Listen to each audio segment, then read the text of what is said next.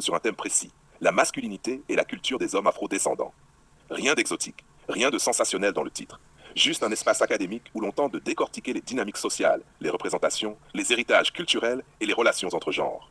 Dans la salle, environ 25 étudiantes, majoritairement des femmes blanches. Le professeur lance une question simple, presque anodine. Open quote, pourquoi êtes-vous ici? Close quote. Scène 1, les réponses qui décalent le cadre. Les mains se lèvent, les réponses tombent, pas des réponses scolaires, des réponses directes. Certaines disent qu'elles s'intéressent à la sociologie des relations, d'autres évoquent la curiosité culturelle. Et puis, une réponse revient répétée sous différentes formes, presque naturellement. Open quote, je sors avec des hommes noirs. Close quote.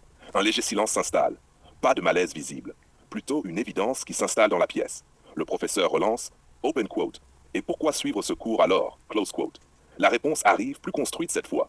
Open quote pour comprendre leur culture, leur code, leur goût, leur manière de penser, pour mieux les comprendre. Close quote.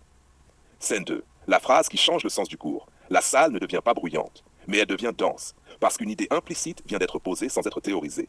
Comprendre l'autre ne serait pas seulement intellectuel, ce serait aussi affectif, relationnel, presque stratégique. Une étudiante ajoute, open quote, on ne peut pas aimer quelqu'un sans essayer de le comprendre. Close quote. Et là, le sujet du cours dépasse le cours lui-même. On n'est plus seulement dans la sociologie, on est dans la logique des relations humaines. Scène 3. Ce que cette situation révèle sans le dire explicitement. Ce type de scène interroge plusieurs niveaux. D'abord, une réalité simple. Les relations ne se construisent pas uniquement sur l'attirance, elles se construisent aussi sur des tentatives d'interprétation de l'autre. Ensuite, une question plus profonde. Est-ce que comprendre l'autre est une condition de l'amour ou une conséquence de l'attachement? Et enfin, une tension silencieuse. Est-ce qu'on apprend une culture pour aimer mieux ou pour éviter de se tromper? Scène 4. Question ouverte. Le cœur du documentaire. Dans cette salle, rien n'est tranché, mais plusieurs questions restent suspendues. Est-ce qu'on peut vraiment comprendre une culture par un cours académique? Est-ce que la compréhension de l'autre est sincère ou parfois motivée par une expérience personnelle? Est-ce qu'on entre dans ces espaces pour apprendre ou pour confirmer ce qu'on vit déjà?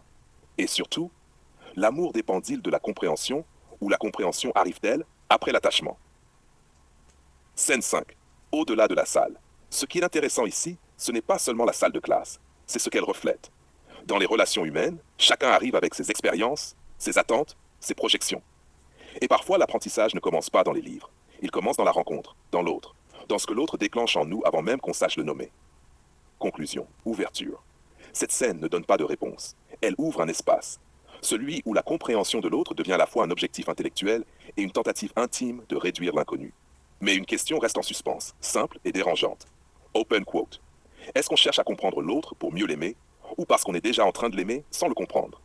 Close quote. Si tu veux